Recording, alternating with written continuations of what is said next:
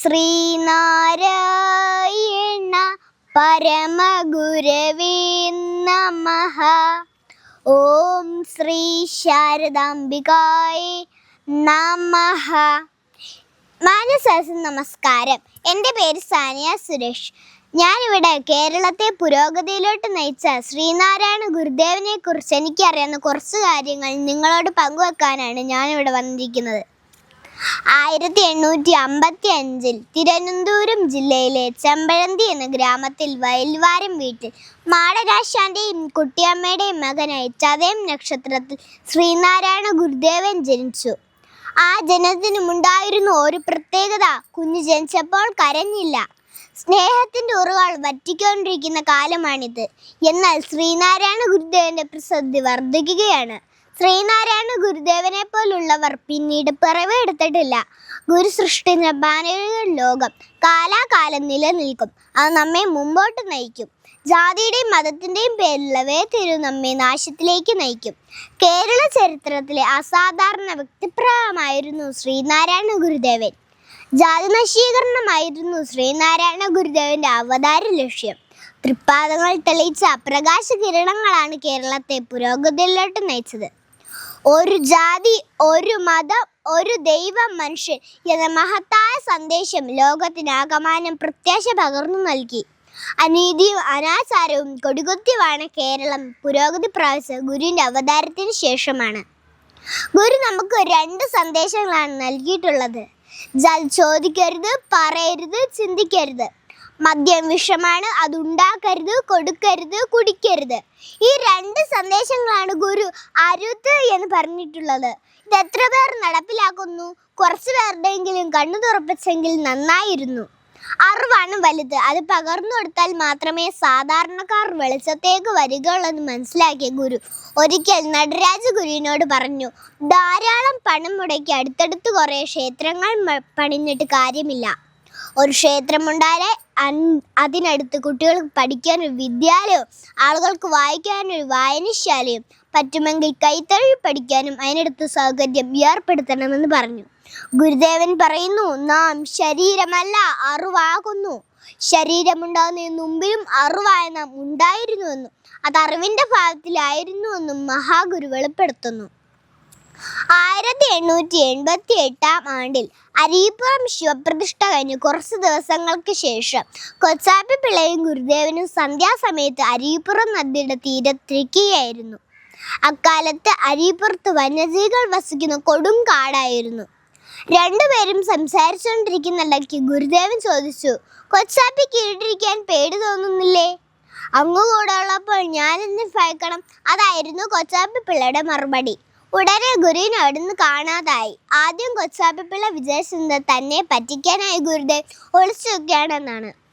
സമയം കഴിയും തോറും കൊച്ചാപ്പി പിള്ള ഭയന്നു വിറച്ചു.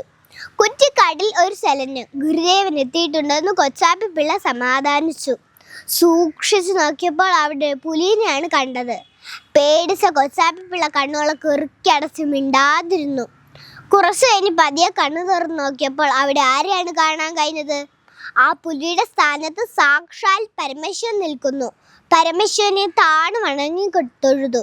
അല്പസമയം കഴിഞ്ഞ് പതിയെ തല ഉയർത്തി നോക്കിയപ്പോൾ പരമേശ്വരന്റെ സ്ഥാനത്ത് ഗുരുദേവനായിരുന്നു. അത് 1000 സൂര്യന്മാർ ഒന്നിച്ചുദിച്ചിരുന്ന മുഖമായിരുന്നു. അതിലൊരു കിരണം കൊച്ചാപ്പി പിള്ളയുടെ ദേഹത്ത് പതിച്ചു. ഗുരുവിൽ നിന്ന് ഒരു കിരണം പതിഞ്ഞ കൊച്ചാപ്പി പിള്ളയ്ക്ക് ബോധോദയമുണ്ടായി. അങ്ങനെ സംസ്കൃതം അറിയാത്ത കൊച്ചാപ്പി പിള്ള സംസ്കൃത കൃതിയായി ഗുരു ഷഡ്കം രചിച്ചു. കൊച്ചാപ്പി പിള്ളയെ ശിവലിംഗദാസ സ്വാമികൾ എന്ന് നാമകരണം ചെയ്ത് ഗുരുദേവൻ അനുഗ്രഹിച്ചു. ഈ കൃതിക്ക് ഒരു പ്രത്യേകതയുണ്ട്. ഇതിലാണ് പരമേശ്വരന്റെയും ഗുരുദേവന്റെയും ആത്മബന്ധം ദൃഢമാവുന്നത്. ഇതിൽ 6 ശ്ലോകങ്ങളാണ് ഉള്ളത്. ഈ 6 ശ്ലോകത്തിൻ്റെയും ആദ്യ അക്ഷരം കൂട്ടി വായിക്കുമ്പോൾ പഞ്ചാക്ഷരി മന്ത്രമായ ഓം നമഃ ശിവായ കിട്ടും. ഹൂം ബ്രഹ്മണേ മൂർത്തിമതേ ശ്രിതാനാം ശുദ്ധിഹേതവേ നാരായണേതീന്ദ്രായ തസ്മൈ ശ്രീ ഗുരവേ നമഃ.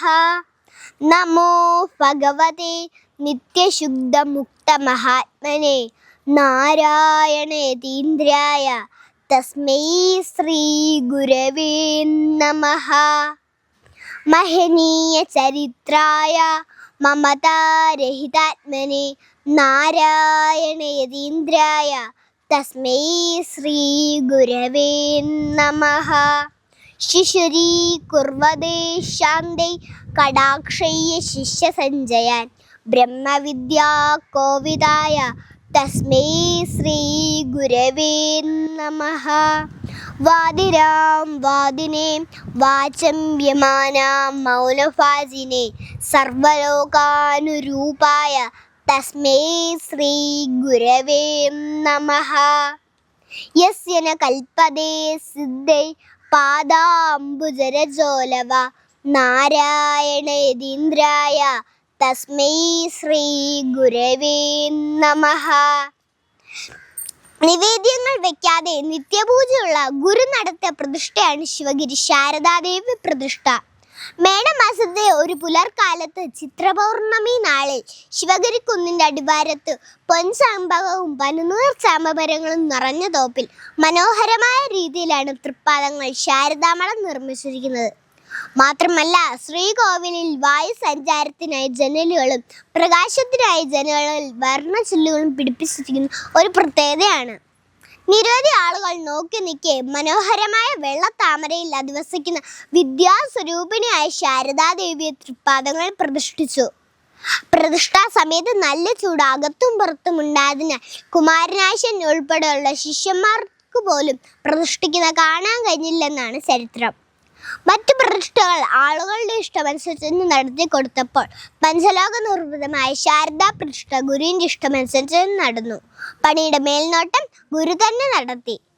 തൃക്കൈകളാൽ കോരിയെടുത്ത് നിറച്ചതിൽ നിന്നും ശാരദാ പ്രതിഷ്ഠയിൽ തൃപ്പാദങ്ങളുടെ വിരളല് പതിഞ്ഞത് കാണാം. 4 കൈകളോട് കൂടിയ ശാരദാംബയാണ് പ്രതിഷ്ഠ. നിരവധി പ്രത്യേകതയുള്ള ശാരദാമഠത്തിലെ പൂജാരീതി വ്യത്യസ്തമാണ്. ഉത്സവം, ശ്രീഭൂതബലി, അഭിഷേകം, നിവേദ്യം തുടങ്ങിയ വൈദ്യകർമ്മങ്ങൾ ഒന്നുമില്ലാതെ പുഷ്പാർച്ചനയും സമൂഹ പ്രാർത്ഥനയും മാത്രമാണ് ഉള്ളത്. ശിവഗിരി ശാരദാമഠത്തിന് തറക്കല്ലിടുന്ന വേളയിൽ തന്നെ ഗുരു ജനനി നവരത്നമഞ്ജരി രചിച്ചു കഴിഞ്ഞിരുന്നു. അതൊരു പൂച്ചണ്ടായിട്ടാണ് ഗുരുദേവൻ സമർപ്പിച്ചത്. ഇതിൽ നിന്ന് നാം മനസ്സിലാക്കേണ്ടത് ജനനി നവരത്നമഞ്ജരിയിൽ ഗുരു എന്താണോ അരുൾ ചെയ്തിരിക്കുന്നത് അതുതന്നെയാണ് ശിവഗിരിയിലെ ശാരദാദേവി. അറിവിനെ കുറിച്ചാണ് ഇതിൽ ആദ്യം തന്നെ പറയുന്നത്. ഒന്നായ മാമതിയിൽ നിന്നായിരം ത്രിപുടി വന്നാശുതൻ മതിമറന്ന് അന്നാദിയിൽ പ്രിയമുയർന്നാടലാം കടലിൽ ഒന്നായി വീണു വലയും എന്നാശയം ഗതി പെറും നാദഭൂമിയിൽ അമർന്നാവിരാപടരും ചിന്നാഫിയിൽ ത്രിപുടി എന്നാണറും പടി കലർന്നാറിടുന്നു ജനനി ഇല്ലാത്ത മായയിടുമുല്ലാസമൊന്നുമർ വല്ലാതെയില്ല നിലനും കല്ലാഴിയും കനലുമല്ലാതെ ശൂന്യമതുമെല്ലാം ഒരാതി അറിവാം തല്ലാഘവം പറകിലില്ലാരണ ക്രിയകൾ മല്ലാടുകില്ല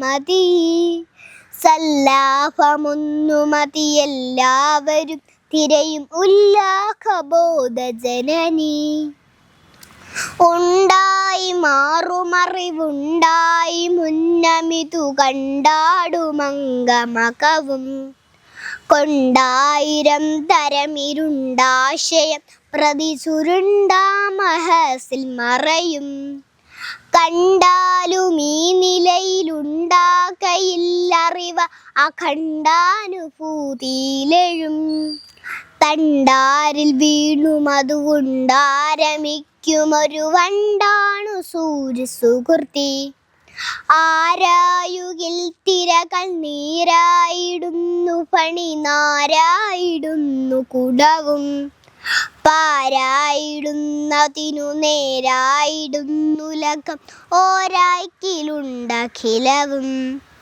വേരായ നിൻകഴലിൽ ആരാധനം തരണമാരാലിതിന്നൊരു വരം നേരായി വന്നിടുക വേറാരുമില്ല ഗതി.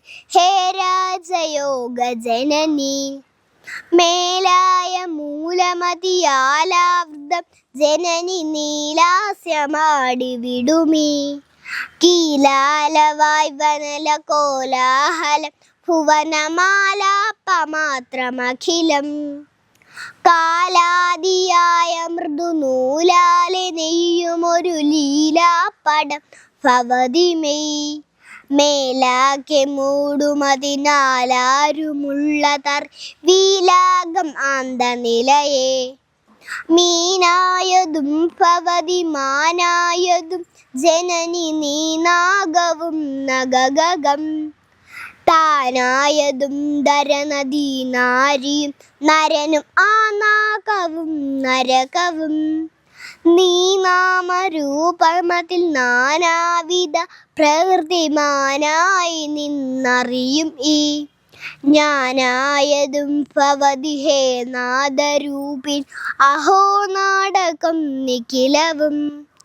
എൻ പാപമെയ്വതിനൊരമ്പായിടുന്നറിവു നിൻ പാദതാരിലെഴുമെൻ. അൻപാണുമോർവിയൊരിരുമ്പാമനം ധനുരഹം ഭാവിയാണു വിജയി. അമ്പാ തരുന്നു വിജയമ്പാപ പങ്കിലമ ഹംഭാനമാകുമതിനാൽ. വൻഭാരമാർന്ന തനുവും പാനമാമുലകും പാനമാകുമഖിലം. സത്തായി നിന്നു പരിചിത്തായി രണ്ടുമൊരു മുത്തായി മൂന്നുമറിയും. ഹൃത്തായി നിന്നതിനു വിത്തായി വിണ്ണൊടു മരുത്തായി ദൃഷ്ടി മുതലായി. കൊത്തായിടും വിഷയ വിസ്താരമന്നമതിനത്താവുമായി വിലസും. സിദ്ധാനുഭൂതിയിലുമെത്താതെ മതിമഹത്തായിടും ജനനി നീ.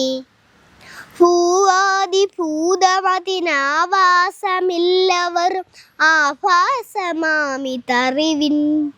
ആപാവിശേഷമിതിനാവാസമിങ്ങുലകിൽ ആപാദിതം ഭവതിയാൽ. നാവാദി തൻ വിഷയിതാവാസമറ്റ ഭവദാവാസം കെവിലസും. ദ്രോവാണതിൻ്റെ മഹിമാവാരറിഞ്ഞു ജനനീ വാഴ്ത്തുവാനുമരുതേ. ജനനീ വാഴ്ത്തുവാനുമരുതേ. ജനനീ വാഴ്ത്തുവാനുമരുതേ. തിരുവനന്തപുരം ജില്ലയിലെ നെയ്യാറ്റിൻകരയിൽ നിന്നും 6 കിലോമീറ്റർ വടക്ക് കിഴക്കായിട്ടാണ് അരീപ്പുറം പ്രദേശം. പേരുപോലെ തന്നെ അരിയുടെപ്പുറം. മരുത്വാമലയിൽ തപസ്സും അവധൂത സഞ്ചാരവും കഴിഞ്ഞാണ് നാണുസ്വാമി അരീപ്പുറത്തെത്തിയത്. ഉണർവിൻ്റെ മഹാശിവരാത്രി പരമശിവന്റെ ആരാധനയ്ക്കായി സമർപ്പിക്കപ്പെട്ട ദിനമാണ് മഹാശിവരാത്രി. കുംഭമാസത്തിലെ കറുത്ത പക്ഷത്തിലെ ചതുർദശ നാളിൽ ശിവരാത്രി കൊണ്ടാടുന്നത്. 1888 മാർച്ച് 12 അർദ്ധരാത്രിക്ക് ശേഷം പുലർച്ചെ 3 മണിക്ക് അരീപ്പുറം പ്രതിഷ്ഠ നടന്നു. നെയ്യാറിലെ ആഴമേറിയ ഒരു കയത്തിൽ മുങ്ങിയ ഗുരു മണിക്കൂറുകൾക്ക് ശേഷം വലതു കൈയിൽ ഒരു ശിവശിലയുമായി ഉയർന്നു വന്നു. അത് 1000 സൂര്യന്മാർ ഒന്നിച്ചുദിച്ചേർന്ന മുഖത്തോടെ ശിവചൈതന്യ ശിലയുമായി പൊങ്ങിയ ഗുരുവിൻ്റെ മുഖം നേരെ നോക്കാൻ തനിക്ക് ശക്തി ഉണ്ടായിരുന്നില്ലെന്ന് കണ്ടുനിന്ന പ്രിയ ശിഷ്യൻ ശിവലിംഗദാസ സ്വാമികൾ പറഞ്ഞിട്ടുണ്ട്. ശിലയെ പീഠത്തിൽ വെച്ചപ്പോൾ ആ സ്ഥലത്തിന് മുകളിലുള്ള ആകാശത്ത് ഒരു ദിവ്യ തേജസ് പ്രസരിച്ചതായി കണ്ടുനിന്നവർ രേഖപ്പെടുത്തിയിട്ടുണ്ട്. പീഠത്തിന് സമീപം വെളുപ്പിന് 3 മണി വരെ ഒരേ നിൽപ്പ് ധ്യാനനിരതി നിലകൊണ്ട ഗുരുവിൻ്റെ മിഴികളിൽ നിന്നും അശ്രു പ്രവഹിച്ചുകൊണ്ടിരുന്നു. ഗുരു ശിവലിംഗം കണ്ടെടുത്ത നെയ്യാറിലെ കയം ശങ്കരൻകുഴി എന്ന പേരിൽ ചരിത്രത്തിൽ ഇടം നേടി. അരീപ്പുറത്ത് ഒരു ആരാധനാ കേന്ദ്രം ഉണ്ടായെങ്കിലെന്ന് പലരും ആഗ്രഹിച്ചിരുന്നു. തൻ്റെ കർമ്മമേഖല വിപുലപ്പെടുത്തുവാൻ സഹായകമാവാൻ ഗുരുവും ചിന്തിച്ചിരുന്നു. 1888 ശിവരാത്രി ദിവസം നെയ്യാറിനും ചരിത്രത്തിനും ഒരിക്കലും മറക്കാനാവില്ല. അരീപുരത്തെ സ്ഥലമെല്ലാം വൃത്തിയാക്കി കുരുത്തോലയും മാവിലയും കൊണ്ട് പീഠമായി സങ്കല്പിച്ച് പാറയുടെ മീതെ ഒരു പന്തൽ കെട്ടി മരോട്ടിക്ക മുറിച്ച് അതിൻ്റെ തോടെടുത്ത് എണ്ണ നിറച്ച് വിളക്കുകൾ തയ്യാറാക്കി. വരിവരിയായി കൊത്തി നിർത്തിയ ഓലമടലുകൾക്ക് മുകളിൽ ആ വിളക്കുകൾ ഉറപ്പിച്ചു. പീഠമായി സങ്കല്പിച്ച പാറയുടെ മീതെ ഒരു ചെറിയ പന്തൽ നിർമ്മിച്ചു. ആളുകൾ അവിടേക്ക് പ്രയത്നിച്ചു തുടങ്ങി. ശിവരാത്രി നാളിൽ നാണുസ്വാമി ഏതോ ഒരു പുതിയ കർമ്മം അനുഷ്ഠിക്കുന്നതെന്ന് പലർക്കും സൂചന ലഭിച്ചിരുന്നു. നെയ്യാറും കൊടികുത്തിമലയും കൊടിതൂക്കിമലയും ആ മുഹൂർത്തത്തിനായി കാത്തിരുന്നു. ക്ഷേത്രപ്രതിഷ്ഠയും ആരാധനയും കുത്തക അവകാശമാക്കി വച്ചവർക്കെതിരെ ദൈവികമായ ഒരു കർമ്മശരം തൊടുക്കാൻ പ്രകൃതി കരുതി വെച്ച ശുഭമുഹൂർത്തം. അതൊരു പുണ്യചരിത്രമായത് നെയ്യാറിൻ്റെ സൗഭാഗ്യം. ഗുരു നടത്തിയ പ്രതിഷ്ഠയെ ചോദ്യം ചെയ്ത് സവർണ മേധാവികളോട് ഗുരു നാം നമ്മുടെ ശിവനെയാണ് പ്രതിഷ്ഠിച്ചതെന്ന് മറുപടി നൽകുകയാണ് ചെയ്തത്. താഴ്ന്ന ജനഭാഗത്തിന്റെ ഉന്നമനത്തിൽ നാന്നുകുറിച്ച മുഖ്യ സംഭവങ്ങളിൽ ഒന്നായിരുന്നു അരീപുരം ശിവപ്രതിഷ്ഠ. ഈ പ്രതിഷ്ഠ നടത്തിയിട്ട് ഇപ്പോൾ 137 വർഷമായി. അഷ്ടബന്ധം തേച്ചു പിടിപ്പിച്ചിട്ടില്ല. ഇന്നും ഈ പ്രതിഷ്ഠ ഇളകാതെ നിലകൊള്ളുന്നു. ജാതിഭേദം മതദ്വേഷം ഏതുമില്ലാതെ സർവരും സോദരത്വേന വാഴുന്ന മാതൃകാസ്ഥാനമാമിത്. സർവ മനുഷ്യരും ഒരേ സഹോദരങ്ങളെ പോലെ ജീവിതം നയിക്കുന്ന ഒരു മാതൃകാ ലോകത്തിന്റെ സംസ്ഥാപനമാണ് അരീപുരം സന്ദേശം വിഭാവനം ചെയ്യുന്നത്. ഇത്രയും പറഞ്ഞുകൊണ്ട് എൻ്റെ എളിയ വാക്കുകൾ നടത്തുന്നു. നന്ദി, നമസ്കാരം. ഗുരുദേവ ധർമ്മം വിജയിക്കട്ടെ.